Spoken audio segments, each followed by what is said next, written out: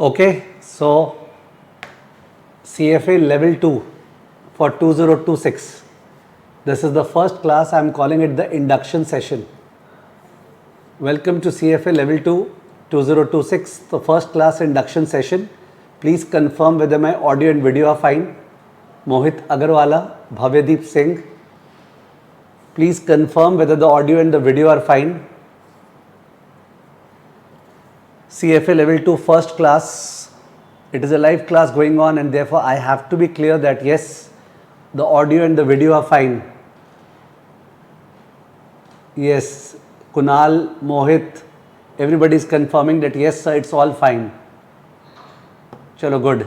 So let's start. Please understand that in the class, if somebody's audio or video gets disturbed, किसी का audio video problem आता है, so in that case we do not stop unless and until सबका आता है, ठीक है ना? Because internet fluctuation से बीच में 5 seconds 2 seconds audio fluctuation, video fluctuation individual end पे हो सकता है, but the class does not stop for that.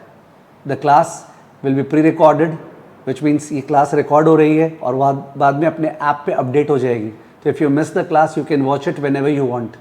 Correct? Okay. So welcome to CFA level 2. The first milestone, CFA level 1, is what you have completed. Great achievement. You know, a student was telling me that Twitter pe, sorry, LinkedIn pe, somebody wrote a post. LinkedIn pe somebody wrote a post after CFA L1 results. Listen to the post. The post was, what I am going to write is uninteresting.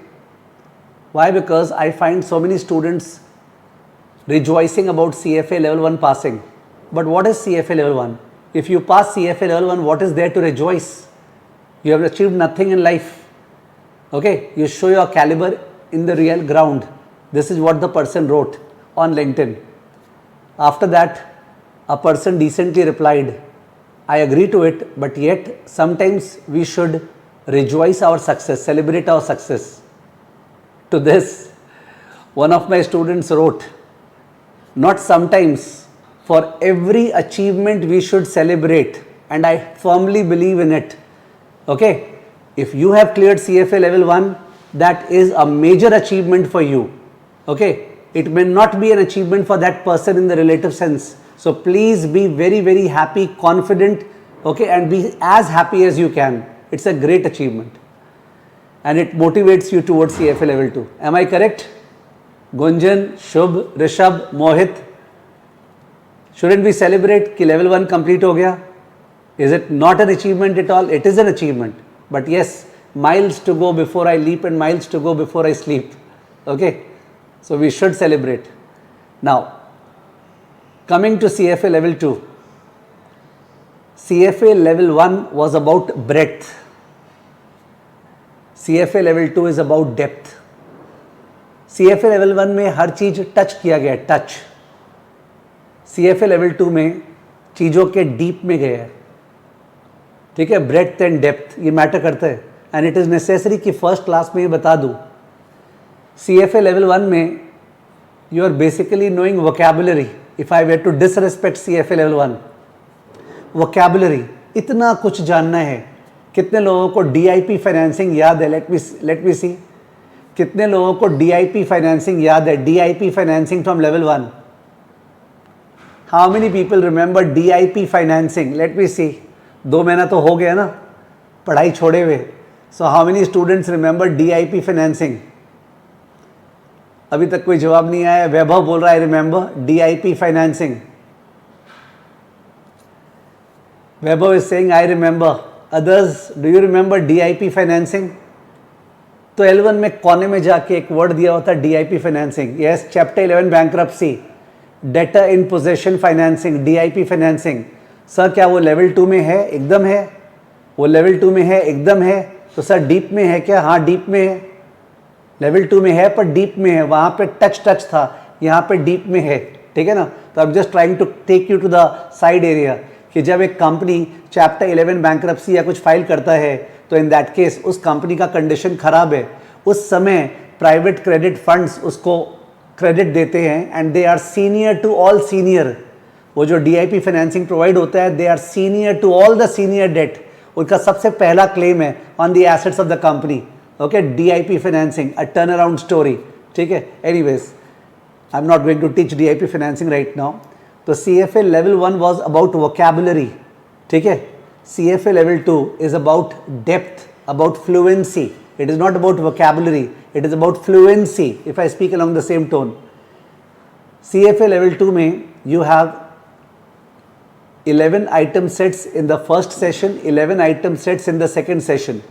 11 item set session 1 में आएगा, 11 item set session 2 में आएगा. What is an item set, sir? Posh word is a vignette, but समझने वाला word is a mini case study. An item set is a mini case study. Let's call it a caselet.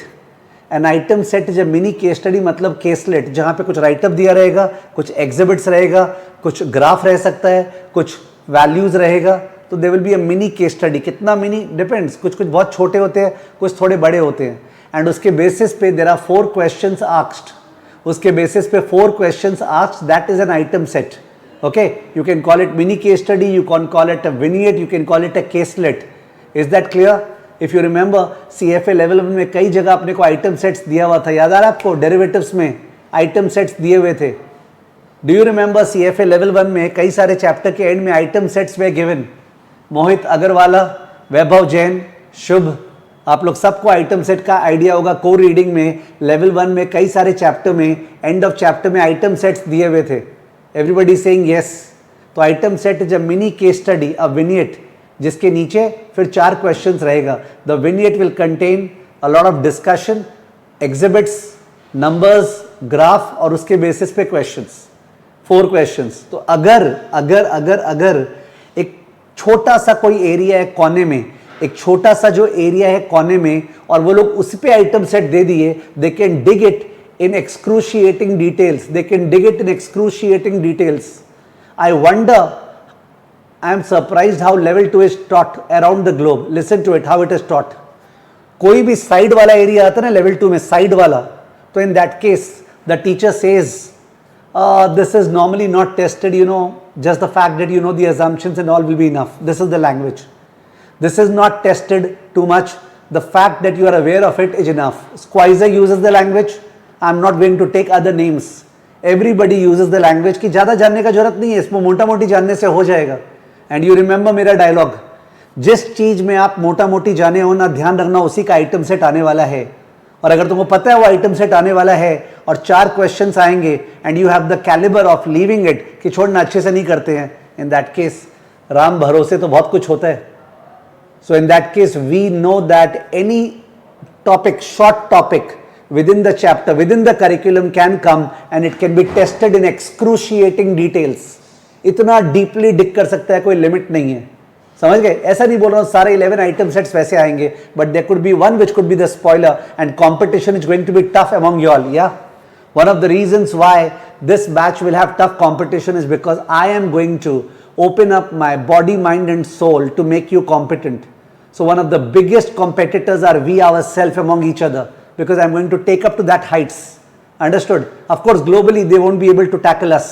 If you are studying, if you are not keeping a backlog, if you are attending the live classes, if you are following the other classes at home, depending upon when your exams are due, it is impossible on the face of this planet that you can fail. This is my guarantee. Do not create a backlog. जो भी weekly test होंगे वो weekly test देना, ठीक है? Live classes करना, जो बाकी classes है मैं उसका guidance दूंगा, उसको चालू करना. ओके, क्वेश्चंस करना जो अपने शेयर करते जाएंगे, मॉक टेस्ट करना. You can not fail at all, it is not possible at all. We will leave no stones unturned. Okay, तो 11 आइटम सेट्स AM सेशन में, 11 आइटम सेट्स PM सेशन में, 11 item sets AM session में, 11 item sets PM session में, हर में 4-4 questions. तो 44 questions in the AM session, 44 questions in the PM session. Of course 3 minutes each. 44 into 3 is what? 44 into 3 is what? 132. 44 into 3, 43 at 120, 4 3 at 12. 132 minutes का AM session and 132 minutes का PM session. Okay, it's 132 minutes, 132 minutes. AM and PM session. पूरा syllabus AM session में, पूरा syllabus PM session में. Syllabus का bifurcation नहीं है जैसा लेवल 1 में था.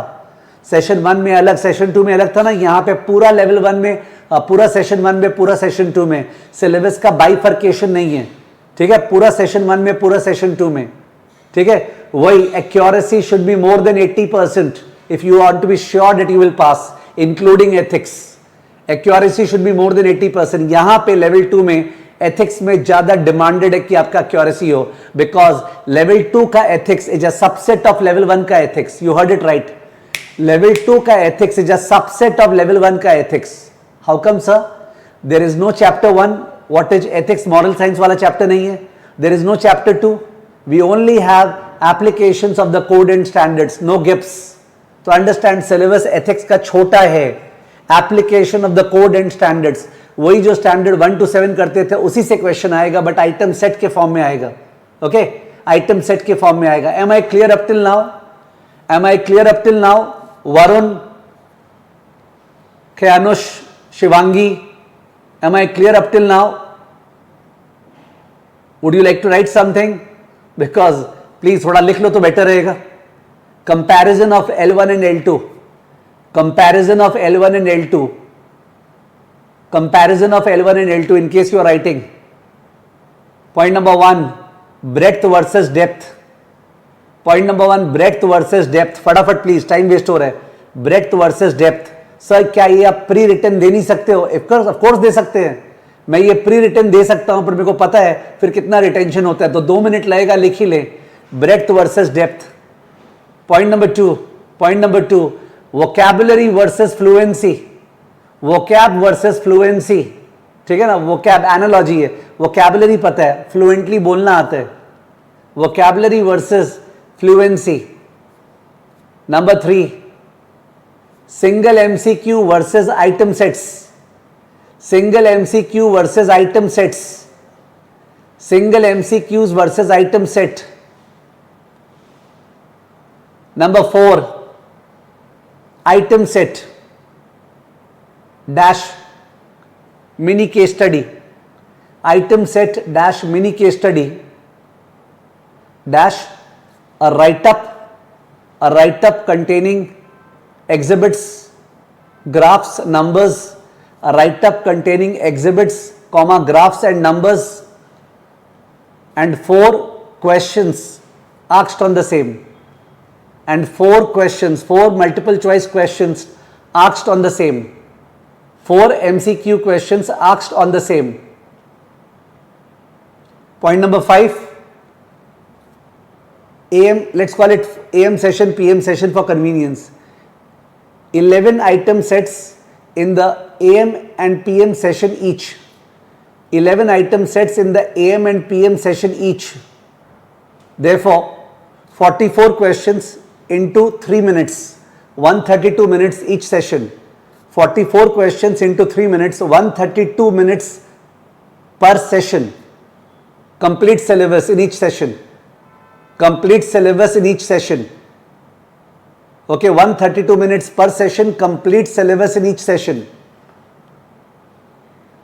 Point number 6, pass percentage around 50%. आपके टाइम पे तो होगा ही, करके देंगे अपने। Pass percentage around 50%, 50%, dot. It is a sin to fail. It is a sin. You cannot show your face to yourself if you fail. Okay, we cannot fail. There is no question of failure. It's a question of score क्या आने वाला है. Score 2600 to 2900. लिख लो पहले सही, target रहे. Point number 7, score 2600 to 2900. अपने को 2850 के ऊपर लाना है. 2600 to 2900 अपने को 2850 के ऊपर लाना है, तब जाके तुमने कुछ किया है दुनिया में। ओके, 2600 से लेके 2900 स्कोर होगा, 2850 से ऊपर लाओ और दिखाओ, ठीक है ना। 2600 से 2900। ओके, तो ये बेसिक्स हुआ कि भाई सा एग्जाम कैसा आता है कैसा नहीं आता है, वेरी इंपॉर्टेंट। लिखो next heading, approach of attempting item set. Approach of attempting item set, approach क्या है? Approach of attempting item set, ये मैं लिख रहा हूं स्क्रीन पे because this is important. What is the approach of attempting item set?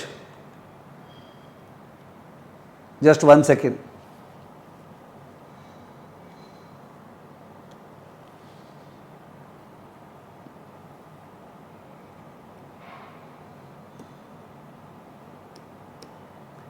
So 3 approach है item set को अटेंड करने का. There are 3 approaches. So 3 arrows निकाल लो. The first approach is read the whole item set and then questions. एकदम भी नहीं, किसी को भी ऐसा नहीं करना है. Read the whole item set and then questions. तो उस केस में जो रीड किए ना वो इतना ओवरवेलमिंग हो जाएगा, बार बार आपको रीड करना पड़ेगा, बार बार क्वेश्चन, बार बार रीड. कम से कम आपका 3-4 मिनट वेस्ट हो जाएगा पर item set if you do that. We don't adopt this approach. अब फिर भी किसी को सूटेबल हो तो आप अडॉप्ट कर सकते हैं. Read the questions first and then item set. पहले क्वेश्चंस पढ़ लो, आइडिया हो गया क्या क्या पूछा है, बिकॉज तुम्हारा सिलेबस तो हो चुका है, तुम फटाफट आइडिया ले लोगे. उसके बाद आइटम सेट में खोजो कहां कहां उसके बारे में बोला है. उसके बाद आइटम सेट में खोजो कि कहां कहां उसके बारे में बोला है. ठीक है, उसके बाद खोजो कि कहां कहां उसके बारे में बोला है. तो ये भी इनएफिशिएंट अप्रोच है, बिकॉज कई बार जो क्वेश्चंस होते हैं ना वो रिलेटेड क्वेश्चंस होते हैं. क्वेश्चन नंबर 2, 3 में जो पूछा है वो क्वेश्चन 4 उससे रिलेटेड है. तो मेरे को लगता है इसमें रिस्क है, रिस्क इन्वॉल्व. एफिशिएंट है but risk involve. I won't advise.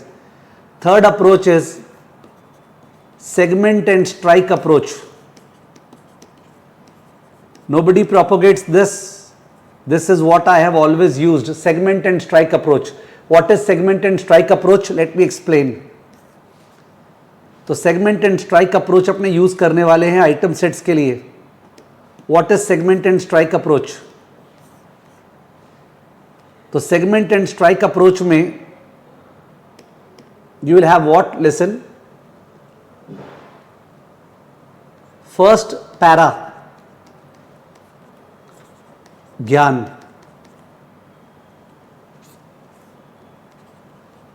Exam में रीड फास्ट काम का नहीं है, it is of no use. घर पे read slow.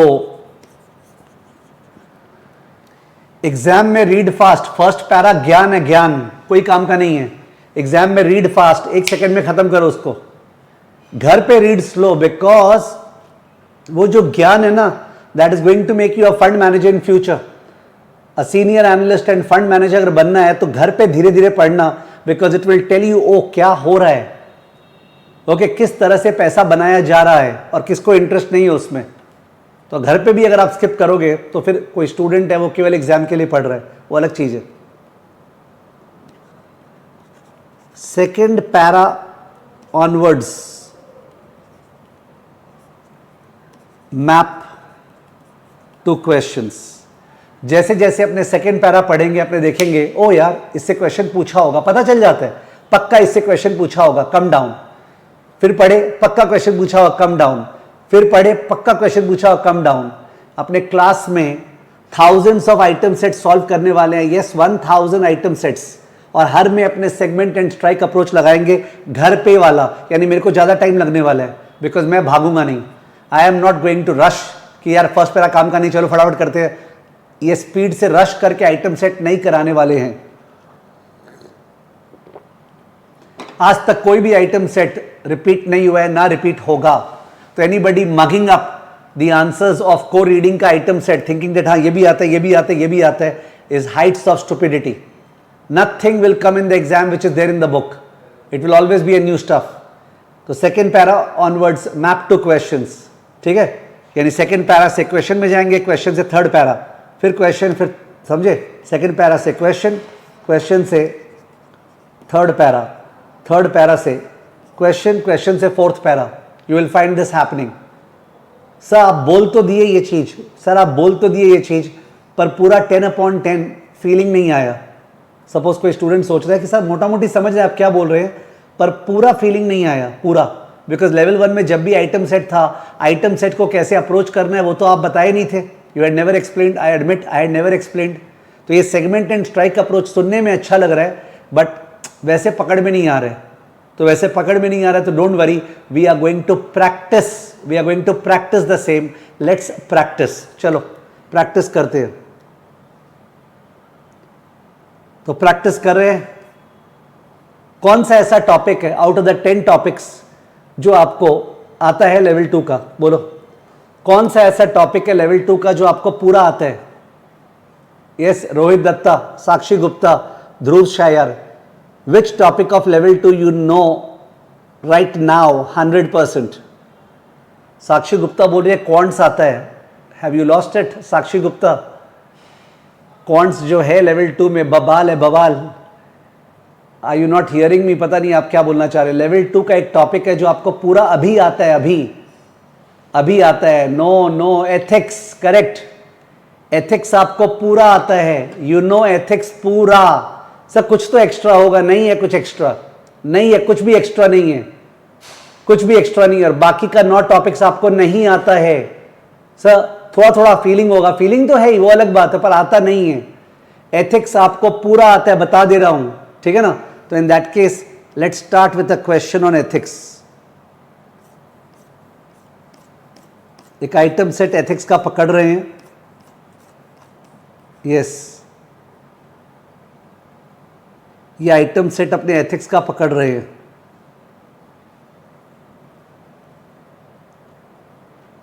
Annie Boswin CFA is a senior fixed income analyst at Greenfield Financial Corporation. Senior fixed income analyst. Fund manager नहीं, analyst है.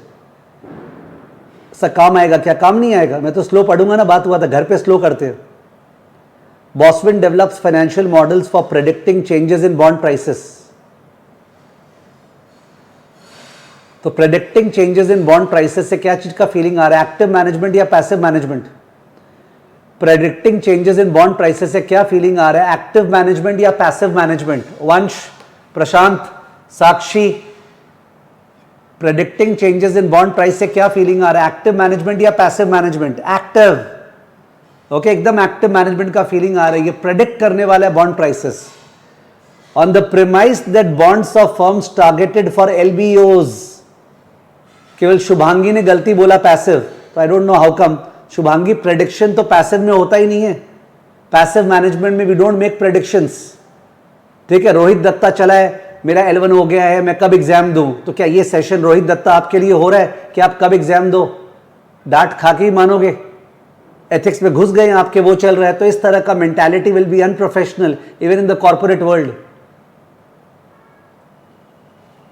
On the premise that bonds of firms targeted for LBOs often decline in value, Boswin develops a model to predict which firms are likely to be subject to LBOs. Leveraged buyout नाम तो सुना होगा. Leveraged buyout नाम तो सुना होगा. Please recall करो. Take your time. Take a deep breath. Try to recall. Take a deep breath. Try to recall. Full screen पे आ रहा हूं एक बार. तो प्राइवेट इक्विटी में एक तो बाय आउट फंड होता है, एक वेंचर कैपिटल फंड होता है. प्राइवेट इक्विटी में एक तो बाय आउट फंड होता है, एक वेंचर कैपिटल फंड होता है. Bye out fund, venture capital fund, correct है. प्राइवेट इक्विटी में कौन से में ज्यादा बड़ा इन्वेस्टमेंट होता है? बाय आउट फंड में कि वेंचर कैपिटल फंड में? किसमें बड़ा इन्वेस्टमेंट करते हैं पोर्टफोलियो कंपनीज में? यस प्लीज, आपको पता है इसलिए पूछ रहा हूं. I will use all level 1 का knowledge. Okay, somebody wants to rush, I am not going to rush. Buyout fund और venture capital fund दोनों में से कौन बड़ा इन्वेस्टमेंट्स करता है? Buyout fund, because buyout fund acquires a mature company or a startup company. A buyout fund acquires a mature company or a startup company. A buyout fund acquires a mature company or a startup company. What? A mature company which is generating cash flow, which has a history, which has a legacy, which has a determinable revenue, which has a determinable business model, which has huge assets, which could be collateralized for the purpose of taking a loan. Okay, but उस company में there are still sources of value. Okay, there are still sources of value. It happened in the case of Haldiram. That's the biggest Indian example, okay, of the buyout. Although उन्होंने minority investment किया, but buyout का talks चल रहा था जब. So buyout का बात कर रहे हैं. तो mature company, cash flow generating company, asset rich company, okay, with low debt. Mature company, asset rich company, cash flow generating company with low debt, but with huge potential of creating value. ठीक है, might be a family based business जो अलग तरीके से expand नहीं किया. The huge way of unleashing brand, unleashing potential, unleashing technology, adopting AI and creating some value. ठीक है, that's what private equity does. वैसे private equity level 2 में है नहीं, private equity level 2 में है नहीं. सर हम बहुत दुखी हुए हो, level 3 में है, private equity level 2 में नहीं है. ठीक है ना. खैर anyways, आप समझ में आया कि private equity में LBO कि we will acquire the company significantly funded by debt. The company will be acquired. It's a public limited company.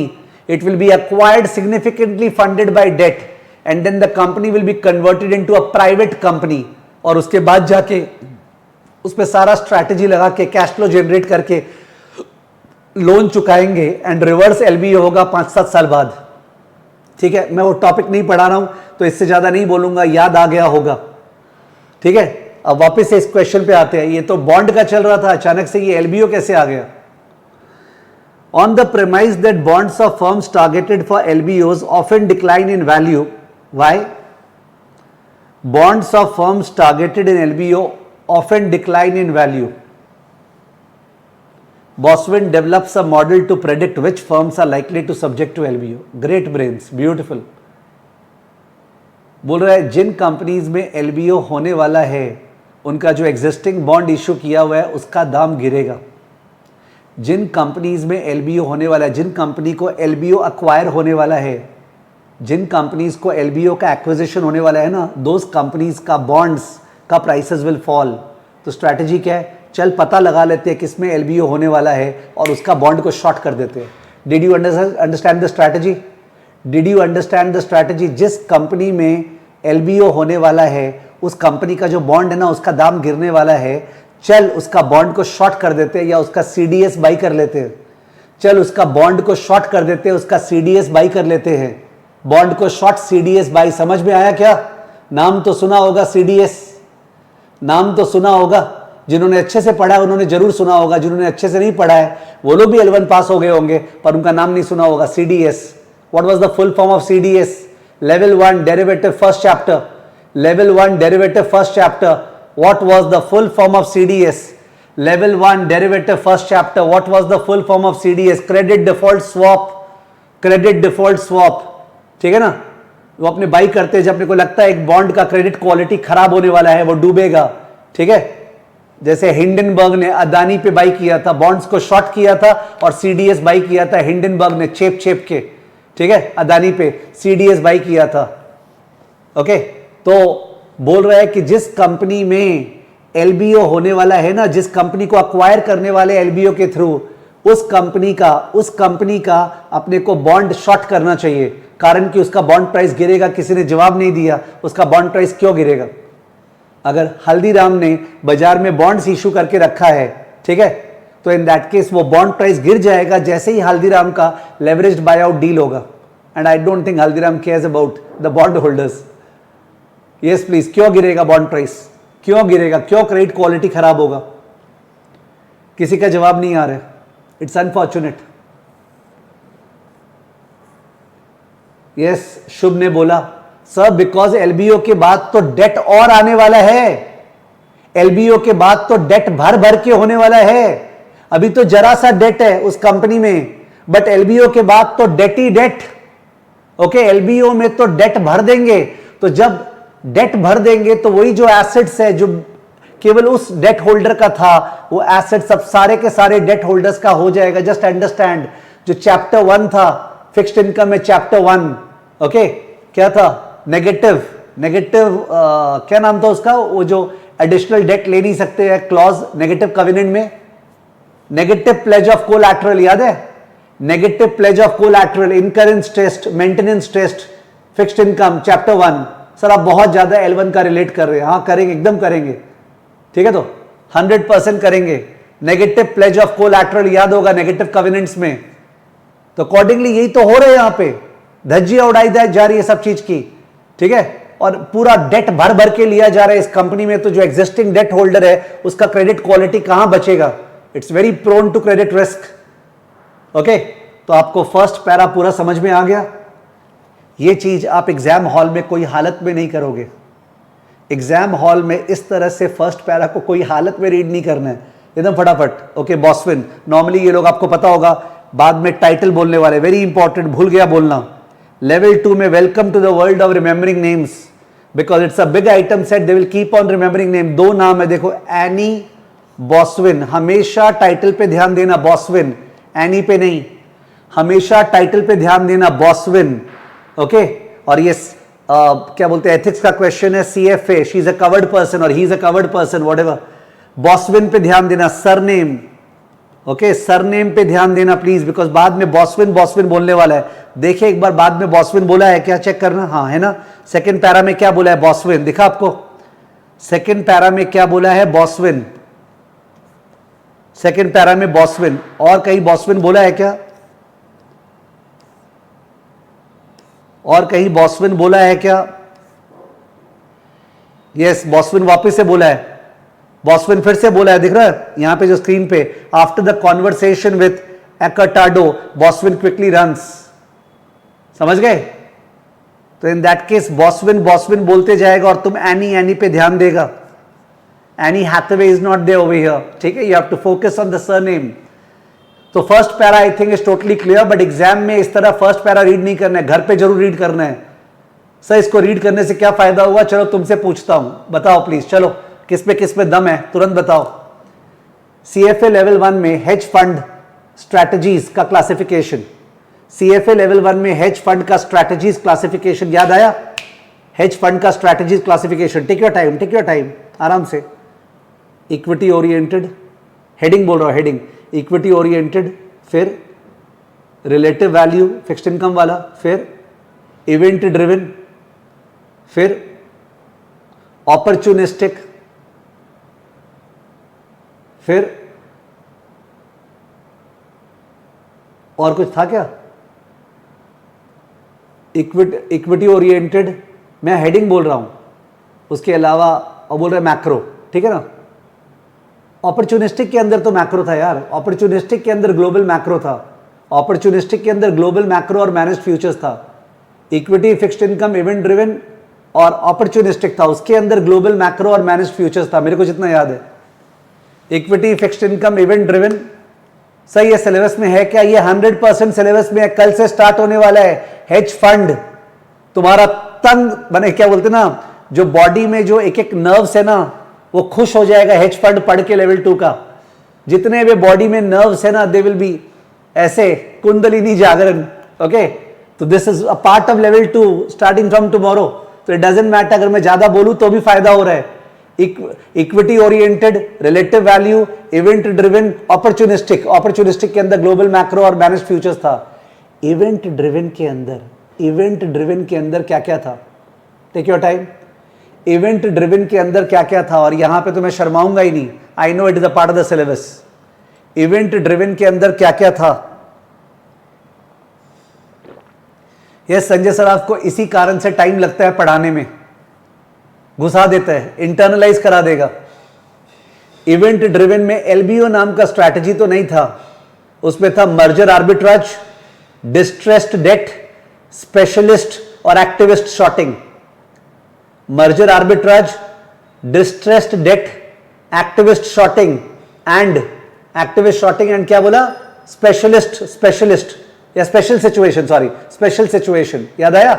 Merger arbitrage और distressed debt, Howard Marks, Oaktree Capital. उसके बाद activist shorting जो Hindenburg ने किया, activist shorting, और उसके बाद activist shorting नहीं, एक्टिविस्ट, ये एक्टिविस्ट होगा, एक्टिविस्ट शॉर्टिंग नहीं था शायद, एक्टिविस्ट था।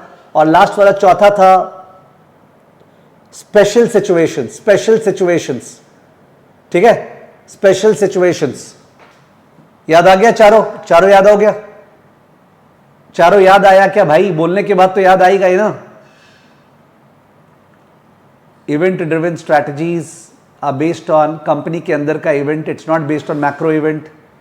ठीक है, उसमें मर्जर आर्बिट्राज, टारगेट का शेयर को बाई करते हैं और एक्वायरर का शेयर को सेल करते हैं। डिस्ट्रेस्ड डेट, जो कंपनी डिस्ट्रेस में है, चैप्टर 11 बैंक्रप्सी, उसका डेट बाई करेंगे, होप करेंगे टर्न अराउंड का, जो हार्वर्ड मार्क्स करता है ओक्ट्री कैपिटल। ठीक है, एक्टिविस्ट में कोई कंपनी में कार्ल आइकन पोजीशन लेगा और उसके मैनेजमेंट को चेंज करके it will try to ensure that उस कंपनी का वैल्यू बढ़े, उस कंपनी का वैल्यू बढ़े, it will make it happen. Okay, और लास्ट था स्पेशल सिचुएशन। सबसे कमती ध्यान अपने स्पेशल सिचुएशंस पे देते थे, तो स्पेशल सिचुएशंस के अंदर एलबीओ आता है कि अगर किसी कंपनी में एलबीओ होने वाला है, अगर किसी कंपनी में एलबीओ होने वाला है तो उस कंपनी के बॉन्ड का दाम गिरेगा।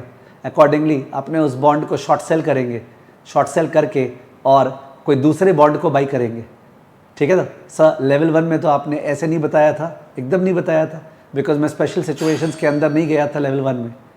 ओके, तो special situations hedge fund strategy में एलबीओ आता है, जिसमें जो कंपनी में एलबीओ होने वाला है उसको उसका बॉन्ड को शॉर्ट करेंगे और उसके अगेंस्ट में दूसरा कंपेरेबल बॉन्ड्स बाई करेंगे। समझ में आया क्या? शिवांगी, प्रशांत, शुभ, समझ में आया क्या?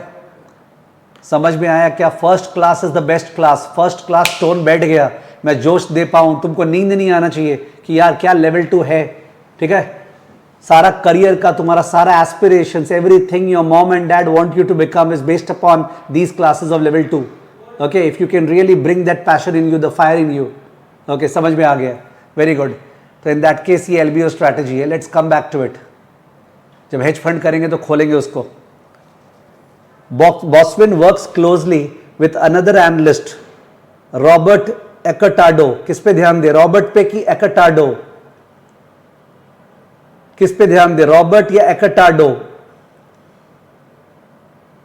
यस प्लीज, किस पे ध्यान दे, रॉबर्ट या एकटार्डो?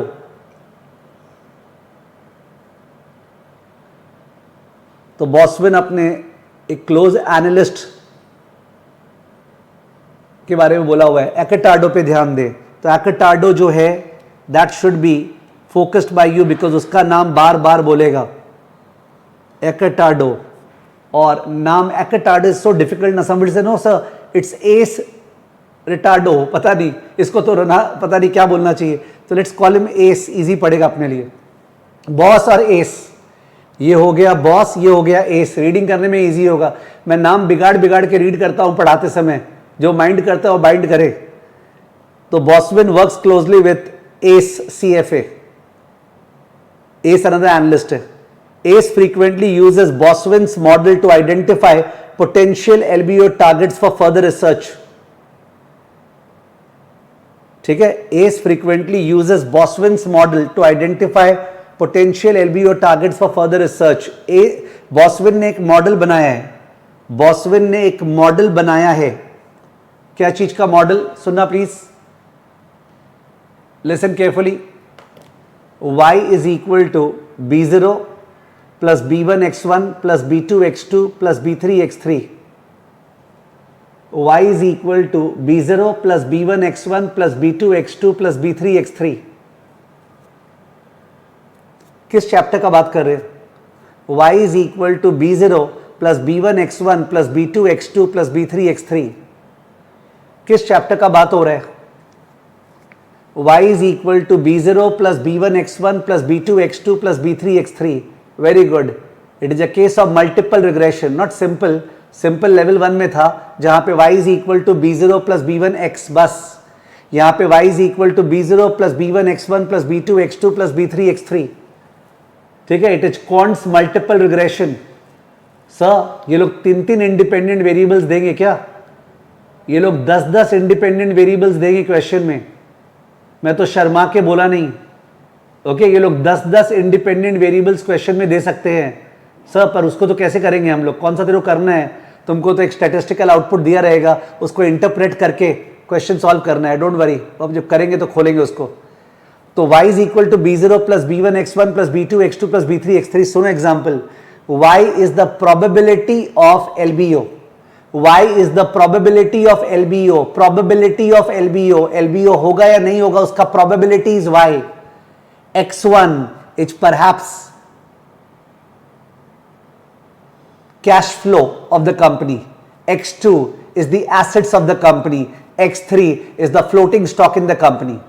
x1 is the cash flow of the company. x2 is the asset backing of the company and x3 is the क्या बोलते हैं floating stock of the company.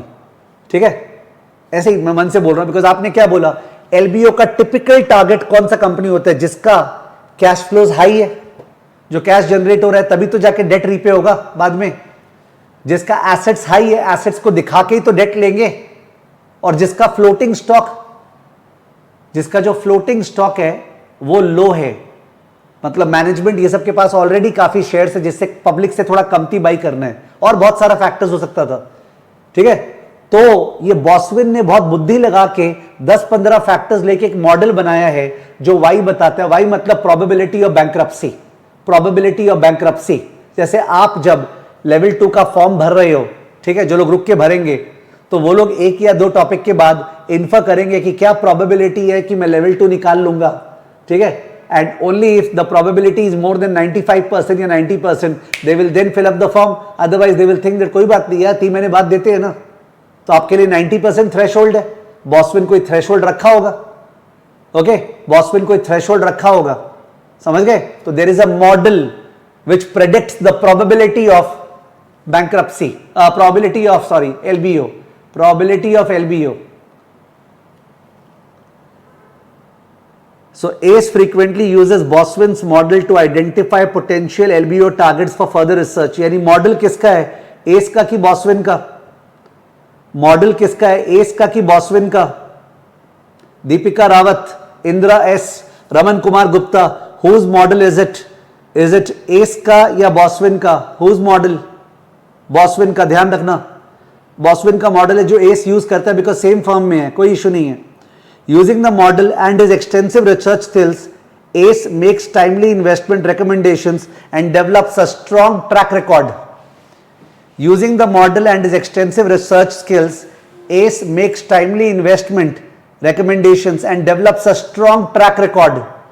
यानी कि सर जो कंपनीज का बॉसविन के मॉडल के अनुसार हाई प्रोबेबिलिटी है एलबीओ होने का, क्या उनके बॉन्ड्स को सीधा शॉर्ट कर देंगे? नहीं, वो तो एक तरह से आइडिया जनरेशन हुआ. क्या हुआ? आइडिया जनरेशन कि यार इन सब में पॉसिबिलिटी है कि एलबीओ होगा.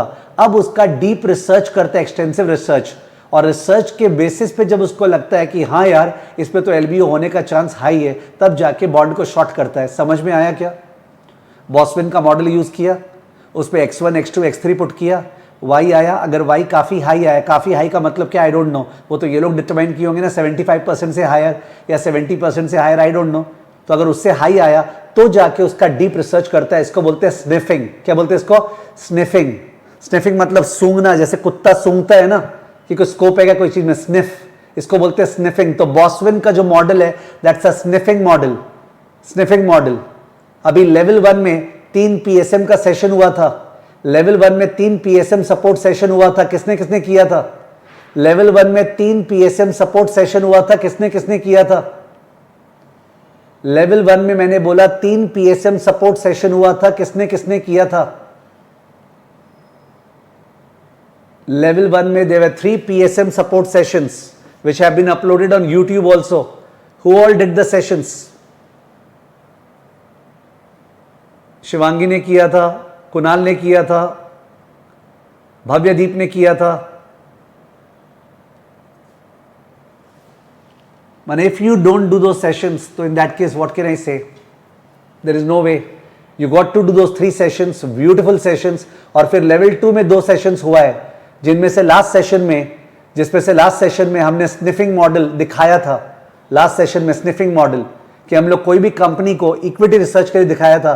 अगर ज़्यादा डिक करना है तो पहले उसको स्निफ करते हैं कि वो लायक है क्या उसको स्निफ करके पता लगाते हैं क्या वो लायक है क्या, वरना एनर्जी चला जाएगा ना कोई चीज़ में. ओके, एनर्जी चला जाए कोई चीज़ में. ठीक है, एनीवेज, तो करना चाहिए। लेवल 2 वाला भी दोनों क्लास कर लेना चाहिए पीएसएम का। मेरे ख्याल से फर्स्ट क्लास अपलोड हो गया यूट्यूब पे और सेकेंड क्लास होगा, ठीक है। बोल रहा है, is that a quant strategy sir? Yes, it's a quant strategy followed by extensive research. Sniff is a quant strategy, but that quant originates from fundamentals, आपके नॉलेज से. AI helps a lot. Anyways, using the model and his extensive research, ACE makes timely investment recommendations and develops a strong track record. उसका नाम हो गया कि यार क्या advice देता है ये. बॉस्विन का मॉडल यूज करता है, वाई हाई आता है और वाई हाई आने के बाद वो क्या करता है, क्या बोलते हैं, एक्सटेंसिव रिसर्च करता है. तो अगर 100 कैंडिडेट्स आए जिनका वाई हाई आया, प्रोबेबिलिटी ऑफ एलबीओ, उनमें से एक्सटेंसिव रिसर्च करके मे बी 10 कैंडिडेट्स आए जिनका एलबीओ होने का संभावना है, और उनका रिकमेंडेशन देता है कि इनका बॉन्ड को शॉर्ट कर दो, इनका बॉन्ड को शॉर्ट कर दो. समझ गया? ओके. बहुत टाइम लग रहा है, I know, you can criticise me, but उसके बिना मजा नहीं आता. कितना डेप्थ है समझने में, पूरा करियर शेपिंग राइटअप दिया हुआ है. Based on this record, ACE receives an employment offer from Asset Management Division of Smith and Garner Investments Incorporation. तो ACE का तो बहुत नाम हो गया था ना, वाह क्या रिकमेंडेशन देता है. तो स्मिथ एंड गार्नर उसको टान लिया. Smith and Garner is a diversified financial services firm. Diversified firm मतलब उसमें इन्वेस्टमेंट बैंकिंग भी होता होगा, उसमें एसेट मैनेजमेंट भी होता होगा. Investment banking, asset management, CFA level 1 ethics याद आ रहा होगा. There should be a firewall between the two. Investment banking division should not tip off the asset management or wealth management division. याद है? The investment banking division should not tip off the asset management division. ध्यान आ रहा होगा, ठीक है? With Boswin's consent, ACE downloads the model before leaving Greenfield. ये क्या हो गया? बॉस्विन के कंसेंट से, बॉस्विन का बनाया हुआ मॉडल था, ACE downloads the model before leaving Greenfield. What do you think? Is it a violation or not? Don't be skeptical, don't be that way, think logically. बॉस्विन ने मॉडल बनाया था, with Boswin's consent, ACE downloads the model before leaving Greenfield.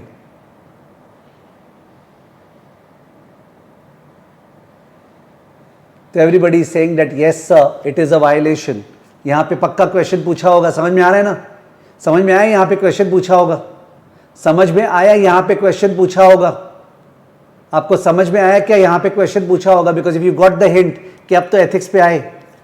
तो in that case let's look at the question. When downloading the model from Greenfield Financial Corporation, does ACE violate any CFA Institute standards of professional conduct? Option number A, no. Option number B, yes, because he does not have written permission from Boswin. C, yes, because he does not have permission from Greenfield Financial Corporation. So B cannot be the answer unless and until you dig inside the word written. क्योंकि बॉस्विन का तो permission ले लिया था, written या non written दिया हुआ नहीं है, तो why should we go for B? बचा A या C? Answer is C. Boswin का प्रॉपर्टी नहीं है वो. अगर बॉस्विन ग्रीनफील्ड में रह के मॉडल डेवलप किया है, it is considered to be a property of the firm. Boswin himself can not take that model. ये तो एस का बात है, बॉस्विन खुद वो मॉडल ले जा नहीं सकता है विदाउट ग्रीनफील्ड का परमिशन. ओके, आप जहां काम कर रहे हो वहां पे अपने अपनी मेहनत से मॉडल निकाला है, तो इन दैट केस वो मॉडल उस कंपनी का माना जाएगा, आपका नहीं. You can not take that model. तो किसी और का तो बात ही क्या है, ठीक है? You can not take that model, it's a violation. Yes, because he does not have the permission from Greenfield. ठीक है ना? नेक्स्ट आगे पढ़ते हैं, ऊपर जाके देखो सेगमेंट एंड स्ट्राइक अप्रोच चालू हो गया है, जो लोग ध्यान दे रहे हैं. At Smith and Garner, ACE presents the idea of predicting LBO targets as a way to identify bonds that might decline in value. At Smith and Garner, ACE presents the idea of predicting LBO targets as a way to identify bonds that might decline in value. वहां जाके model चमका रहा है. जब तक हिंदी नहीं बोलते ना, समझ में नहीं आता इंग्लिश. वहां जाके नए नए फर्म में चमका रहा है, देखो क्या मॉडल है. एंड दस भी गुड सेल रिकमेंडेशंस कि भाई LBO में ये मॉडल बताया था, फिर हम लोग सेल कर देते हैं. After ACE walks his boss through the model, ये बॉस बॉसविन नहीं है, वो जो नए वाले फर्म में boss, the supervisor comments, I like your idea and your model Robert. Robert पहली बार उसका पहला नाम ले लिया, ये जो एस है उसका पहला नाम रॉबर्ट था. I can see what that we made a right decision in hiring you. Impressed. दूसरे का मॉडल दिखा के इम्प्रेस्ड हो रहा है, पूरा का पूरा मिस रिप्रेजेंटेशन कर रहा है. ठीक है, एक तो गलती से लेके आया मॉडल और एक बोल रहा नहीं है कि मेरा डेवलप्ड नहीं है, बॉसविन का डेवलप्ड है उस फर्म में. He is taking full credit. ठीक है, because Smith and Garner has both an investment banking and an asset management. Question number 2 कुछ पूछा है क्या, देख लेते हैं उससे. Question 2, when using the model at Smith and Garner, ACE is least likely to violate the standard relating to.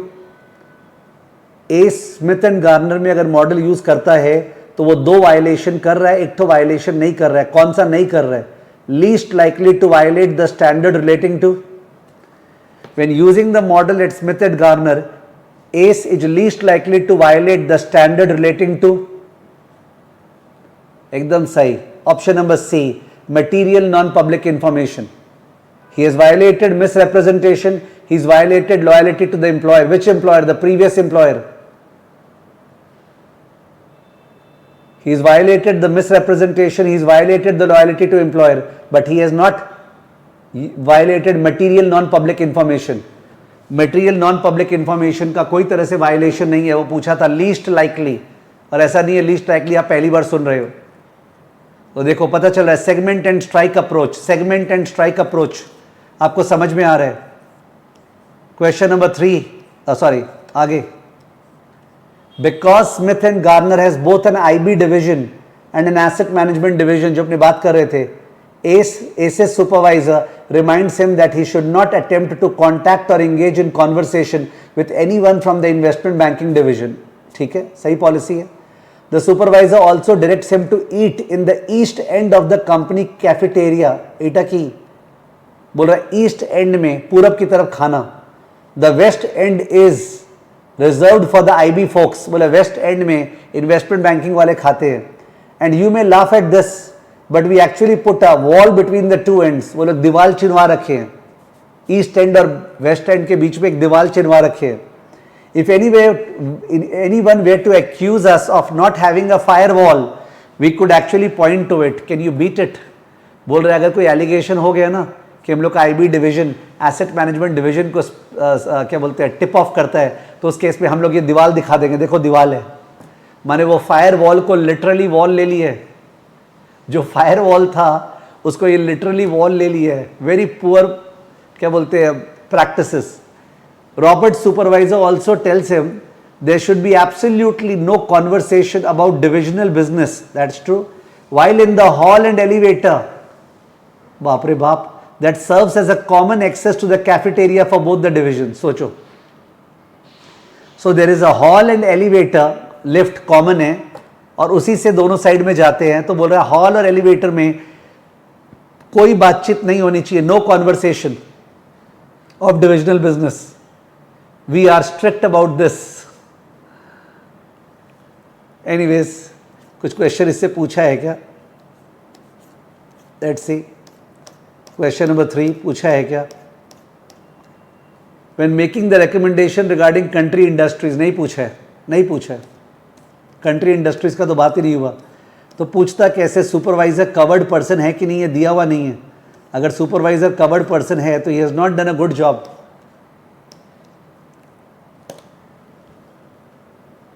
The following week Acatado is riding alone in the elevator when it stops on the IB floor. Acatado is riding alone in the elevator when it stops on the IB floor. ध्यान दो और याद होगा IB lift के आसपास बात करना allowed नहीं था. As the doors begin to slide open, खुल रहा है लिफ्ट का gate. Ace hears a voice whispering, I am so pleased that we were able to put the financing together for country industries. I was concerned because the leverage will go to 80% higher than our typical deal. आप समझे? तो जो IB है investment bankers, उन लोग को काम मिलता है ना दलाली का, तो उनको काम रहता है फंड रेजिंग का. तो country industries is a company which had approached IB division कि भाई मेरे को LBO करना है, तो इन दैट केस पार्टी खोज डेट उठा। तो ये लोग बोल रहे यार थैंक गॉड हम लोग ये डील को क्लोज कर दिए, क्योंकि डील में 80% डेट हो गया है। ओके, कोई कंट्री इंडस्ट्रीज की, और ये बात IB डिवीजन वाले बात कर रहे हैं लिफ्ट जब तक खुल रही है उसके पहले ही, और सुन लिया S. As soon as the door opens enough to reveal that the elevator is occupied, all conversation stops. तो डोर खुला, दिखा रहे कोई है, चुप हो गए, लगता है हिंदी मूवी चल रहा है। Later that afternoon, ACE uses the LBO model to measure the probability of country industries receiving an LBO offer. तो एस ने क्या किया, कंट्री इंडस्ट्रीज को पुट कर दिया y is equal to B0 plus B1 X1 plus B2 X2 plus B3 X3 में put कर दिया उस मॉडल में, बॉसविन का मॉडल में। According to the model the probability 62%, slightly more than 60% that S generally requires before conducting additional research. तो ये बता दिया ना एस का थ्रेशोल्ड, एस का थ्रेशोल्ड 60% है। अगर बॉसविन के मॉडल में पुट करने से 60% से ऊपर आता है, ठीक है, तब जाके वो एक्सटेंसिव रिसर्च करता है। पर अगर बॉसविन के मॉडल में पुट करने से 60% से नीचे आता है तो वो एक्सटेंसिव रिसर्च नहीं करता है। ये उसका प्रोसेस है। It is late in the afternoon and S has little time to research the matter fully before the end of the trading day. Time बचा नहीं है, पूरा एक्सटेंसिव रिसर्च करता था ना आफ्टर दैट, वो केवल मॉडल के बेसिस पे काम नहीं करता था। He checks his inputs to the model, double check किया X1 X2 X3 जो पुट किया है। In the interest of time, ACE immediately recommends selling country industries senior bonds held in the long only accounts. तो जिनके भी account में वो bonds है उनको सेल रिकमेंडेशन इशू कर दिया। He also recommends establishing positions in derivative contracts that will benefit from a decline in the value of country industries bond, यानी CDS बाई करने का इशू कर दिया। अब समझे ACE, has ACE done insider trading? क्या उसने मटेरियल नॉन पब्लिक इंफॉर्मेशन वो वाला स्टैंडर्ड वायलेट किया है? क्या एस ने मटेरियल नॉन पब्लिक इंफॉर्मेशन वाला स्टैंडर्ड वायलेट किया है? 1000% यस। अगर ये वायलेशन नहीं है तो क्या वायलेशन है? आपको क्रेडिबल सोर्स से पता चल रहा है कि LBO डील होने वाली है, दुनिया को नहीं पता है। It is non public, it is material non public information, ठीक है। He should have immediately informed supervisor कि ऐसा ऐसा हुआ है, मेरे को सुन गया, but it's total violation. And if he used it, but if he does not prevent others from using it, या दूसरे को यूज करने का भी देता है तो भी जाके वायलेशन है, क्लियर कट वायलेशन है। ये तो इनसाइडर ट्रेडिंग वाला आ गया, वरना यहां पे वायलेशन रीजनेबल एंड क्या था, reasonable basis. What was the exact word? What basis? Basis होना चाहिए ना आपका कुछ करने का, उसे क्या बोलते थे हमने? What was the name in ethics? कि आप जब कुछ बाय और सेल कर रहे हो आपका एक बेसिस होना चाहिए। What was the full word? Yes, please. What was the full word? Standard number 5 या 6 में? Adequate, yeah. Adequate, reasonable and adequate basis. That was the full word. Reasonable and adequate basis, ये word था, reasonable and adequate basis, तो उसका भी violation होता। Which means, एक बार समझते हैं, सुनो please. He was sitting in a coffee shop and he found 2 people talking about the fact that countryside का LBO डील होने वाला है। He doesn't know the 2 people, he doesn't know that they are credible. ऐसे ही कोई बात करे, मेरे को लगता है जानता है कंट्री साइड का LBO डील होगा। तो अगर ये वो सुना है तो that is not an insider information, because that is just here से, क्रेडिबल सोर्सेस से नहीं सुना है। ऐसे कोई चपरासी बात करे वैसा वाला बात हो गया। तो उस केस में अगर वो ये किया तो उस केस पे वायलेशन किसका है? रीजनेबल बेसिस का, बिकॉज उसको तो 62% के बाद बहुत एक्सटेंसिव रिसर्च करना चाहिए था ना, एक्सटेंसिव रिसर्च कि क्या सीरियसली इसमें होगा। वही तो करता था वो सेकंड पैरा में, इफ यू रिमेंबर, बॉसविन का मॉडल लगा के प्रोबेबिलिटी आता था, फिर जाके एक्सटेंसिव रिसर्च। इस बार वो एक्सटेंसिव रिसर्च नहीं किया है, बट यहाँ एक्सटेंसिव रिसर्च का बात ही नहीं आता। क्यों करेगा, उसको तो पता ही होने वाला है, वो तो फॉर्मेलिटी के लिए यूज कर लिया मॉडल। अंडरस्टूड? क्वेश्चन पक्का पूछा होगा यहां से। Question number 3, when making the recommendation regarding country industries, does ACE violate any CFA Institute standards? क्या ACE ने violate किया है CFA Institute standards? 1000% yes. Yes relating to what? Diligence and reasonable basis, या yes relating to material non-public information? Which one? C. Material non-public information. There is no question of diligence and reasonable basis. वो बात तब आता अगर वो दाया बाया से कहीं सुना होता तो, ओके दाया बाया से सुना होता और उसका रिसर्च करे बिना अगर वो रिकमेंडेशन देता, that was a violation of क्या बोलते हैं reasonable and adequate basis. But यहां पे तो उसको अंदर का खबर है. It's a violation of material non public information. Segment and strike approach. ऊपर जा रहे हैं. The next morning, after the firm has established the derivative positions he recommended, Ace calls Boswin. पुराने बॉस की याद आई. Ace calls Boswin, knowing that his former associate will be preparing Greenfield's monthly newsletter. लगता है हर month newsletter जाता होगा. जो senior analyst था ना बॉस्विन, जहां से स्टार्ट हुआ था वो भेजता होगा. He tells her, I ran country industries through your model and I think it is likely that they will receive an LBO offer. उसको बोल रहा है यार मैंने तेरा वाला मॉडल यूज किया था और मेरे को तो लगता है तेरा मॉडल के बेसिस पे वो लोग में LBO ऑफर होगा. ठीक है, मैंने उसको हेल्प करना चाह रहा, थोड़ा सा वो दिखा रहा है ग्रेटफुलनेस, बिकॉज उसी का मॉडल है ना. S explain some of the inputs he used in the model. बताया मैंने x1 क्या पुट किया, x2 पुट किया, क्या है, कहाँ से डेटा निकाला है, कहाँ से पुट किया है. इससे पता चलता है कि एक्सप्लेन करना पड़ा, मतलब the inputs are subjective. At the conclusion of the conversation Boswin responds, you may be right, तुम राइट हो सकते हो. Country industry sounds like a possible LBO candidate and thus a sell rating on the junior bonds would be in order. तो rating गिरेगा, price गिरेगा. If I am lucky, I can finish researching the issue in time to include the recommendation in the upcoming letter. तो अगर मेरे को time मिला, मेरा news letter जाने वाला है, तो उस केस में मेरा रिसर्च के अनुसार मैं भी रेकमेंड कर दूंगा, पर रिसर्च करने के बाद. Thanks, it was good talking to you Robert. ठीक है. After the conversation with Ace, Boswin quickly runs country industries through the model. Quickly क्यों? Because उसको अभी न्यूज़लेटर इशू करना है. Based on her inputs, the model calculates the probability of LBO to be 40%. उसका 62% आ गया था because वो inputs को biased करके put किया होगा. Not enough, 40% enough नहीं है in Boswin's opinion to justify further research.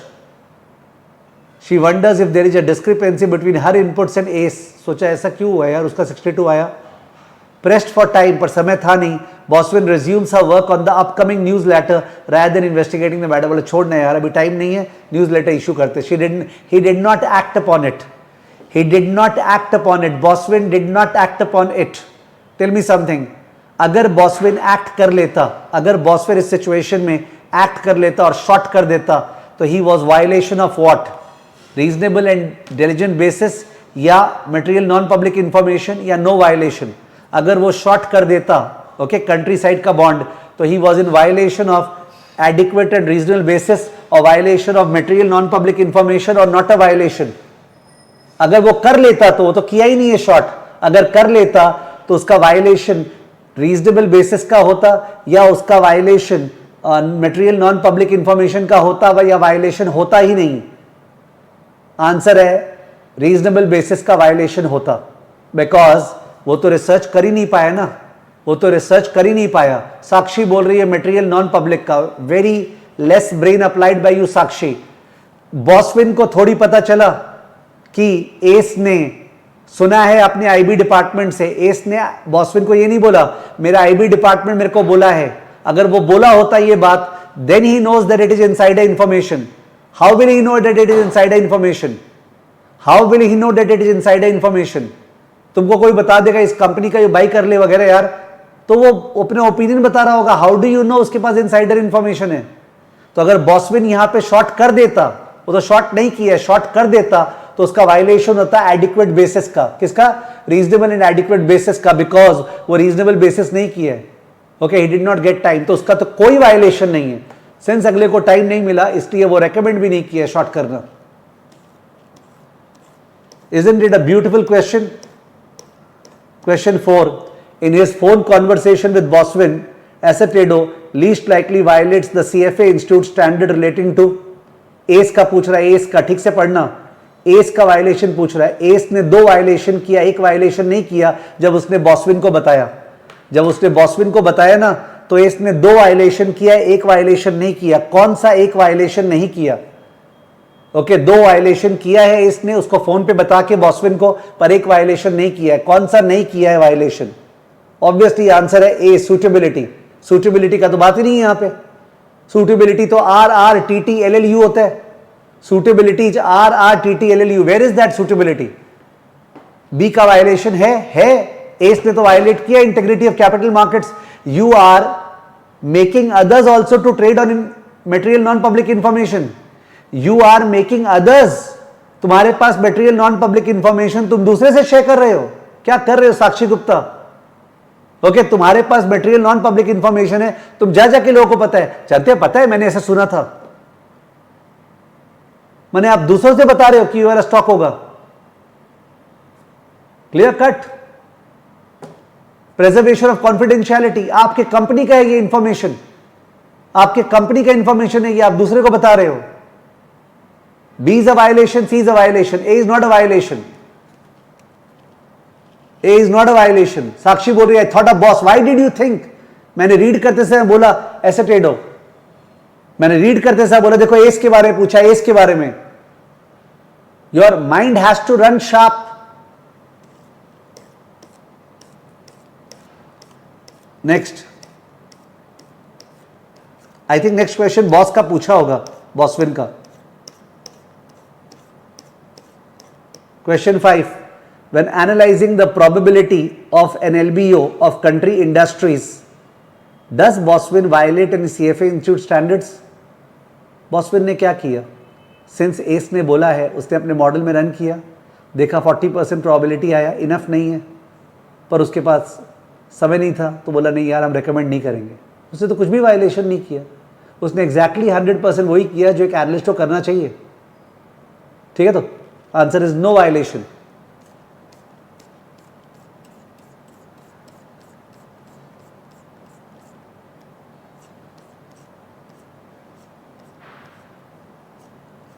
As a trader soon begins researching the internet for information on companies that the model predicts have more than 60% probability of LBO offer.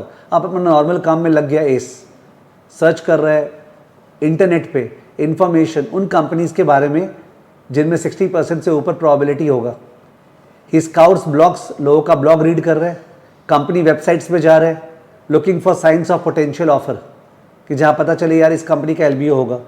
He uses evidence of rumoured offers, कोई कुछ बोल रहा है कहीं पे, NLP कर रहा होगा, natural language processing, MDA read कर रहा है, एनुअल रिपोर्ट रीड कर रहा है, प्रेस फाइलिंग्स रीड कर रहा है, र्यूमर्स देख रहा है कहीं पे है क्या, चैट पे, ट्विटर पे वगैरह रीड कर रहा है। बिकॉज ट्विटर के बेसिस पे एक्शन लेना रॉन्ग है, बट ट्विटर के बेसिस पे आपका रिसर्च करना इज मोज़ेक थियरी। ठीक है ना। Offers in developing cell recommendation in various corporate bonds, तो इंटरनेट देख रहा है, कंपनी का वेबसाइट देख रहा है, ब्लॉग देख रहा है, ऑल दिस इज अलाउड और नॉट अलाउड। कोई रिसर्च कैसे करता है? आप कैसे रिसर्च करोगे?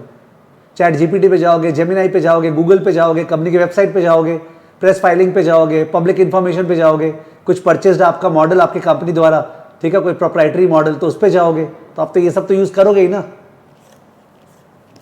तो क्वेश्चन नंबर, लास्ट क्वेश्चन पूछा है when searching blogs does S violate any CFA Institute standards? Answer is no. Answer is no. Answer is no. Where do you rank this item set? Where do you rank this item set on a scale of 1 to 10? इस item set को on a scale of 1 to 10, where do you rank it on a scale of 1 to 10? Where do you rank this item set on a scale of 1 to 10? कैसा लगा आपको?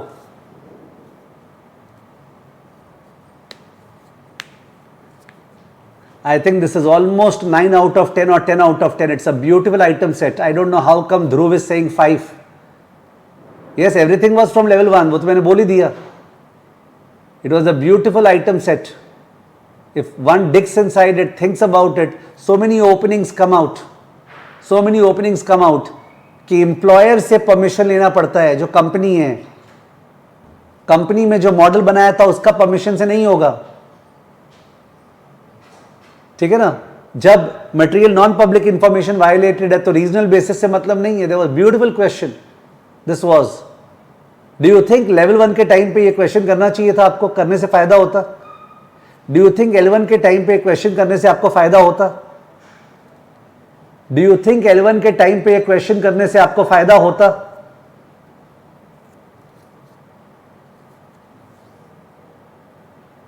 L1 के time पे ये question करने से आपको फायदा होता? आपको लगता है 100% होता।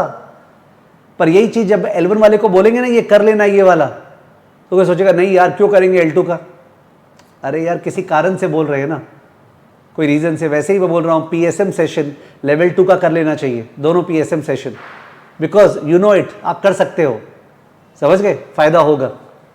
Anyways, so segment and strike approach समझ में आ गया क्या? सेगमेंट एंड स्ट्राइक अप्रोच का थोड़ा फीलिंग आ गया क्या? Yes please. Segment and strike approach, Deepika Rawat, Sakshi, Shivangi, Kunal, Dhruv, segment and strike approach का जो फीलिंग अगर लैकिंग था वो आ गया क्या सेगमेंट एंड स्ट्राइक अप्रोच का? तो that is a very important asset for me, कि मैं अगर फर्स्ट क्लास में बता दिया कि सारे क्लासेस में क्या होने वाला है, segment and strike approach. Also मैंने जैसे आइटम सेट पूरा एक्सप्लेन करके कराया, रुक रुक के, डाइवर्ट करके, ठीक है, क्या आपने को उस तरह कराना चाहिए या एथिक्स पे फोकस करना चाहिए था और भागना चाहिए था? मैंने जैसे आइटम सेट पूरा एक्सप्लेन करके कराया, क्या वैसे कराना चाहिए या सर एथिक्स का था, आप क्यों फालतूबाजी किए, आप अपना क्या बोलते हैं एथिक्स पे ध्यान देके आगे चलते ना, क्या जरूरत है एलबीओ टेलबीओ को टालने का? What do you think? How would you like to study? How would you like to study? How would you like to study? You have to reply so that we can take obviously the first one, because एक चीज दूसरे का काम आएगा। मैं बोलना भूल गया, लेवल 2 में जो आइटम सेट्स आएंगे they could involve economics plus QM plus equity, economics plus QM plus equity, तीनों मिला के आइटम सेट, या QM plus FSA plus fixed income. Okay, QM plus FSA plus fixed income, understood? ये जो in fact जो model था, इसमें जो मॉडल था y is equal to b0 plus b1 x1 b2 x2, that was QM। It is called probit and logit model. अपने करेंगे multiple regression के लास्ट में जाके एकदम प्रोबेट एंड लॉजिट मॉडल, जहां y is a probability. Okay, will do that, understood? So topics वही है जो लेवल 1 में थे, वही लेवल 2 में है, बट लेवल 2 में वैल्यूएशन है, लेवल 2 में एनालिसिस है, लेवल 2 में जजमेंट है। लेवल 2 में वैल्यूएशन है, लेवल 2 में एनालिसिस है, लेवल 2 में जजमेंट है। लेवल 1 में उतना नहीं था। लेवल 1 में ध्यान रखना था, ध्यान। ओके, रिमेंबर, ध्यान रखना था चीजों को, ठीक है? Okay, Raman Kumar Gupta is saying that firewall thing is implemented so strictly in real life. It was actually stupidity. See, it is implemented in the sense that both the department supervisors should be educating their staff that cross-department conversations regarding individual divisional deals should not happen. And uske baad you have to monitor the activities of the staff, that what are they doing in their personal trades, in their recommendations, is it related to the other division or no, so on. ठीक है, it's not that a physical wall has to be erected, ठीक है? तो वैसा होने से कुछ होता भी नहीं है. Kunal Gupta is saying which are the most difficult topics. We are coming to it. Kunal, मैंने खत्म कहाँ की है, वो तो बीच में सेगमेंट एंड स्ट्राइक अप्रोच आ गया था, तो मेरे को लगा उसका एग्जाम्प्लीफाइड एक्सप्लेनेशन देना जरूरी है. एग्जाम्प्लीफाइड एक्सप्लेनेशन, आप समझ रहे होंगे, एग्जाम्पल के थ्रू एक्सप्लेनेशन देना जरूरी है. तो therefore I give the example. Correct है? तो आपको सेगमेंट एंड स्ट्राइक अप्रोच समझ में आएगा. That's wonderful. चलो पॉइंट नंबर 3 पे चलते हैं. पॉइंट नंबर 1 था comparison of L1 L2. Point number 2 था the approach of attempting item set. Point number 2 था the approach of attempting item set. Point number 3, hope you are writing. Point number 3, topic areas to be given importance. Which topic areas to be given importance? Which topic areas to be given importance? Which topic areas to be given importance, ध्यान दीजिए। एक तो होता है importance on the basis of toughness और एक होता है importance on the basis of higher weightage. I hope you are understanding. Importance on the basis of toughness, importance on the basis of weightage. Correct बोला मैंने? लिखो please. First bullet, importance on the basis of toughness. First bullet, importance on the basis of toughness. Yes, अपने सब चीज dictate करते हैं फटाफट, but सब चीज डिक्टेट करते हैं, थोड़ा लिखा रहता है कॉपी में, बहुत बहुत बहुत काम का होता है। Importance on the basis of toughness, तो टफनेस के बेसिस पे इंपॉर्टेंस जो है वो है, लिख लो, QM. QM is tough. Fixed income, derivatives, portfolio management and economics. QM, derivatives, fixed income, portfolio management and economics. These are tough. Okay, lightning tough. इनमें भाग के नहीं होगा, कोई भाग के इन टॉपिक्स पे मास्टरी नहीं कर सकता है, रुकना पड़ेगा, टाइम देना पड़ेगा। ठीक है, यानी लास्ट में 15 दिन में सर मेरा QM बचा हुआ है, छोड़ दो, डेफा करा लो एग्जाम को। Next bullet, importance on the basis of weightage. Importance on the basis of weightage. Importance on the basis of weightage. लिख लो, FSA, equity, ethics, portfolio management. FSA, ethics, equity, portfolio management. Economics का wait याद नहीं आ रहा मेरे को, मैंने डर रहा हूँ बोलते हुए, बिकॉज मेरे को लगता है इन सब का वेट 10 से 15% है। ये जो चारों बोला है ना, इनका वेट 10 से 15% है, ऊपर की तरफ है, और बाकी का वेट 5 से 10% है। तो वेट वाइज ये ज़्यादा है, खैर वो आप भी चेक कर सकते हो, you can't corner me on that. ठीक है, मैंने हमेशा बोला है कि एडमिनिस्ट्रेटिव चीज़ें, क्या फीस है, क्या डेट है, I don't remember these things very well, but you can understand the tone. तो you could see that corporate issuers बेचारा मिस हो गया है ना, corporate issuers, alternate investment miss हो गया, कॉर्पोरेट इश्यूअर्स मिस हो गया, ऑल्टरनेट इन्वेस्टमेंट मिस हो गया। सर उनका तो आपने लिखाया ही नहीं। दोनों आसान टॉपिक है, दोनों इजी टॉपिक्स है लेवल 2 में। कॉर्पोरेट इश्यूअर्स भी, ऑल्टरनेट इन्वेस्टमेंट, दोनों इजी टॉपिक है लेवल 2 में, और दोनों में ज़्यादा परसेंटेज नहीं है। समझ गए? तो ये बोलना चाह रहा हूँ क्या, उनको त्याग देना, छोड़ देना? नहीं भाई, अब अगर इंपॉर्टेंट या कुछ बोलेंगे तो कुछ को तो छोड़ना पड़ेगा ना, बट वैसे तो एवरीथिंग इज इंपॉर्टेंट। करेक्ट है? ठीक है। Point number 4, point number 4, point number 4,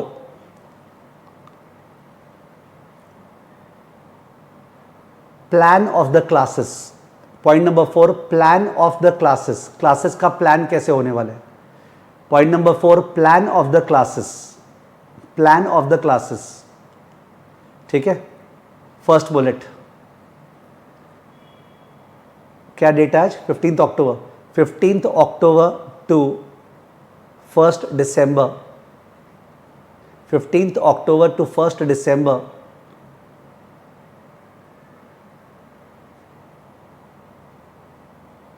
live class dash hedge fund, live class dash hedge fund, live class dash hedge fund, hedge fund होने वाला है। सर इतना टाइम लग जाएगा? यस, बिकॉज अभी 2 डेज अ वीक है, 2 डेज अ वीक टाइम लगेगा, और टाइम लगना भी चाहिए, पूरा का पूरा आपका करियर खड़ा है उसके ऊपर। Second bullet, 1 December to 7 Jan, 1 December to 7 Jan, 1 December to 7 Jan dash commodities, commodities, commodities, live class में कमोडिटीज, वो भी 2 डेज अ वीक ही चल रहा है, कमोडिटीज, और वो भी 2 डेज अ वीक ही चल रहा है। ठीक है, next 8 Jain, third bullet, 8 Jain dash classes 6 to 7 days a week, live classes 6 to 7 days a week dash QM plus FSA plus economics, QM plus FSA plus economics, ये तीनों स्टार्ट होगा। QM plus FSA plus economics, उसके आगे का plan कर नहीं पा रहे, डिफिकल्ट है प्लान करना उसके आगे का।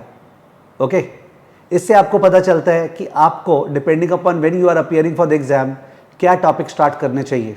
नीचे में what to start right now from the pre recorded, what to start right now from the pre recorded. तो सबसे ताज़ा जो मैंने पढ़ाया था अभी अभी वो था derivatives plus real estate. Alternate में रियल एस्टेट का 2 चैप्टर्स है, डेरिवेटिव प्लस ऑल्टरनेट में रियल एस्टेट का 2 चैप्टर्स है, वो अभी अभी खत्म कराया गया था। डेरिवेटिव प्लस ऑल्टरनेट इन्वेस्टमेंट का रियल एस्टेट, ये दोनों स्टार्ट कर सकते हैं। तो there was a student today, आज सुबह इंटरव्यू ले रहा था, जो L1 पास हुआ है अगस्त में, और जो स्टूडेंट ऑलरेडी डेरिवेटिव और ऑल्टरनेट इन्वेस्टमेंट खत्म कर दिया बिकॉज वो प्रोविजनल लेवल 2 स्टार्ट कर दिया था। ठीक है जोश। तो इन दैट केस ऐसे भी स्टूडेंट है जो डेरिवेटिव AI कंप्लीट कर दिए हैं, तो अकॉर्डिंगली उनके लिए आपको कुछ एक्स्ट्रा चालू करना है, आपको बहुत एग्रेशन है जो भी है, तो in that case you can start with fixed income.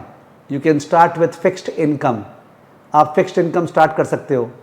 कौन से टॉपिक से स्टार्ट नहीं करना चाहिए? जो मैंने लाइव में ऊपर लिखाया है, जो मैंने लाइव में ऊपर लिखा दिया उन टॉपिक से स्टार्ट नहीं करना चाहिए आपको ना, बिकॉज मैं वो करवाने वाला हूँ खोद के फिर से। Why should you? तो दीज आर सफिशिएंट राइट ना, आपको डायरेक्शन मिल गया है कि ओके इससे स्टार्ट करें।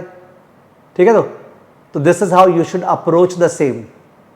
If your examinations are due in May 26, अगर आप May 26 में एग्जाम देंगे तो in that case it is possible that मेरा QM plus FSA plus economics मतलब से मार्च एंड तक, अप्रैल तक खत्म होगा, मिड अप्रैल तक।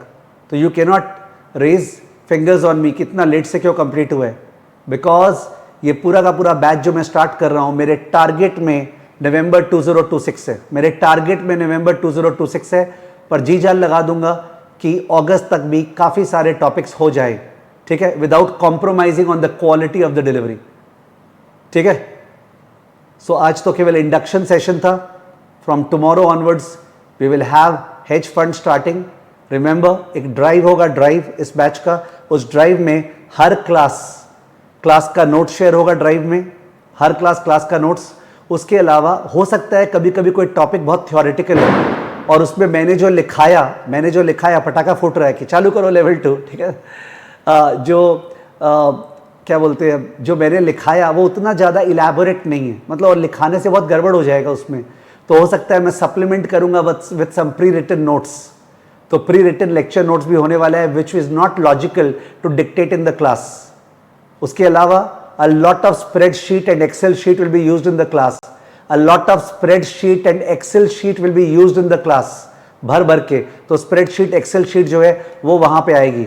उसके अलावा हर क्लास का ऑडियो समरी होने वाला है, हर क्लास का ऑडियो समरी होने वाला है जिससे रिवीजन के टाइम पे दिक्कत नहीं हो। ठीक है, okay. Shubh is asking sir do we need to revise any L1 topic? ये भी लिख लो पॉइंट नंबर 8। क्या L1 का कोई टॉपिक रिवाइज करना पड़ेगा? यस, L1 का एक टॉपिक रिवाइज करना है, वो है simple linear regression. Okay, hypothesis का आइडिया और सिंपल लीनियर रिग्रेशन आपको आना चाहिए। आना चाहिए का ये मतलब नहीं बोल रहा हूं कि एकदम रटन आना चाहिए, पूरा फॉर्मूलाज याद है, पर कोई बोलेगा ना मेरे को तो आइडिया ही नहीं है, y is equal to B0 plus BX B1X में कोई आइडिया ही नहीं है, तो वो नहीं चलेगा। तो सर वो तो क्लास एक्सपायर हो गई, कैसे करेंगे? अरे वो आप करेंगे विद द हेल्प ऑफ को रीडिंग या with the help of the Schweser ट्वाइजर या with the help of YouTube में कोई का वीडियो मिलता है तो उससे करेंगे, जीपीटी के हेल्प से करेंगे रिवाइज। जीपीटी को बोलो मेरे को रिवाइज करना है L1 का हाइपोथेसिस, ठीक है ना। नोटबुक LLM में चल जाओ, वहाँ पे को रीडिंग डाल दो नोटबुक LLM में और उसको बोलो कि चलो हाइपोथेसिस साथ में करते हैं। बहुत तरीके हैं, ठीक है ना। मैं क्या कुछ मिस कर रहा हूँ? I don't think I am missing anything, I don't think I am missing anything. और एक चीज, जो पुरानी वाली बुक्स है, एग्जिस्टिंग बुक्स CFA लेवल 2 की, वो काम नहीं आने वाली है लेवल 2 में। जो पुरानी बुक्स, और पुरानी और नई दो सेट ऑफ बुक्स हम लोग भेजेंगे नहीं, तो old books are not going to come to use for CFA level 2, they will have a negative effect on your performance. समझ गए? तो जो नई बुक्स है लेवल 2 की, वो देरी से ही बनेगी, और वो भी क्या हो गया, टॉपिक वाइज टेस्ट होगा उसमें, बाकी सारा चीज ड्राइव पे जाएगा। Are you understanding? जो हार्ड बुक्स है लेवल 2 का, ठीक है, वो हार्ड बुक्स बनते बनते ही बनेगा, इट विल टेक टाइम, और वो काम आएगा लास्ट में टॉपिक वाइज टेस्ट, तो सारा चीज ड्राइव पे शेयर होगा और पुरानी वाली books are not going to be relevant for you. तो in that case do not unnecessarily create a confusion, no I need the old books. अरे स्टुपिडिटी है क्या? ठीक है, तो there is no question, because if we give the old books we will not give the new books then, जो topic wise test के। तो आपका ड्राइव, आपका सिस्टम सफिशिएंट है। ठीक है, okay. Prashant Chauhan is saying मेरा सब टॉपिक हो गया है May 26 के लिए। Beautiful Prashant, I am proud of you. सिर्फ QM बचा है, तो क्या रिकॉर्डेड क्लास कर लूं? एकदम रिकॉर्डेड क्लास कर लीजिए प्रशांत, रिकॉर्डेड क्लास कर लीजिए QM का, मत वेट कीजिए। आपका रिदम अच्छा चल रहा है, do not wait for it. Sir the PDF of the books provided to be used और नॉट, मतलब मैं बोल रहा हूं अब जो बैच चालू हो रहा है उसमें तो मैं पूरा ड्राइव में लोड करने वाला हूं ना, सब चीज A to Z। तो बुक्स का काम नहीं आएगा, बुक्स केवल टॉपिक वाइज टेस्ट का बुक्स देंगे हम लोग। कब तक देंगे? मेरे ख्याल से अप्रैल मई तक देंगे वो books. Can be refer to old lecture notes, मतलब वो डिपेंड करता है कौन कब एग्जाम दे रहा है। Let's not create confusion. See, level 1 में कंफ्यूजन होता है because people are for the first time. Level 2 में तो there should be no confusion. अब कोई May 26 में दे रहा है तो मैं तो तब तक पूरा लाइव में कवर नहीं कर रहा हूं ना, तो अकॉर्डिंगली उस बंदे को तो जो कर लिया है उसको पुराने से करना पड़ेगा। ठीक है, पुरानी बुक्स भी यूज करनी पड़ेगी। कोई अगस्त 26 में देने वाला है तो उसको पता है सर तब तक और 1-2 टॉपिक और वैसे करवा देंगे, तो वो गाइडेंस आते जाएगा, डोंट वरी। मैं बोलना ये चाह रहा हूं कि आप अभी डेरिवेटिव से स्टार्ट कीजिए। डेरिवेटिव जो क्लासेस है वो आपको ड्राइव में सारा नोट्स मिलेगा, उसके लिए कोई किताब नहीं चाहिए। ऑल्टरनेट इन्वेस्टमेंट का रियल एस्टेट स्टार्ट कीजिए, रियल एस्टेट की जो क्लासेस है उसके लिए कोई नोट्स नहीं चाहिएगा। ठीक है, बाकी हम लोग देखते हैं, मैं भी धीरे धीरे इवॉल्व करूंगा, डोंट वरी। ठीक है ना, ओके ओके। सो मैंने ट्राई किया कि मैं जितना हो सके बता सकूं, ठीक है, टू द एक्सटेंट पॉसिबल। बाकी क्लैरिटी धीरे धीरे आती जाएगी। ठीक है, okay, thanks, see you tomorrow. और एक चीज, बहुत सारे स्टूडेंट्स काम करने लग गए हैं, they have started work, they have requested that's घर आते आते ना 7 PM क्रॉस हो जाते हैं, माने 7 PM तक घर पे पहुंच नहीं पाते। माने इन्यूमरेबल नंबर ऑफ मैसेजेस हम लोग के पास आए हैं। Therefore we will keep the classes at 8 PM। Okay, we will keep the classes at 8 PM so that अब कोई का ऐसा है कि वो तन मन धन एम्प्लॉयमेंट में दे रहा है और 10 बजे रात को आएगा तो 10 बजे तो क्लास हो नहीं सकती है। तो we will start the class at 8 PM Tuesdays and Thursdays. The class timings are Tuesdays and Thursdays 8 PM। क्या कभी कभी एक्सेप्शन हो सकता है? हाँ, हो सकता है। अगर मेरा रिसर्च ठीक से नहीं हुआ उस टॉपिक के ऊपर या कुछ तबीयत वगैरह ट्रैवलिंग के कारण, तो इन दैट केस मैं ऑब्वियसली वीक में शिफ्ट कर सकता हूं, but otherwise I intend to do it Tuesdays and Thursdays at 8 PM, Tuesdays and Thursdays 8 PM। Okay, तो see you tomorrow for hedge fund. जिसको पहले से पढ़ना है वो पढ़ के रख सकता है। ठीक है, कि यार क्या हाई फाई होगा, चलो पहले से पढ़ लेते हैं, you can do that, no issues. चलो, थैंक यू, बाय बाय।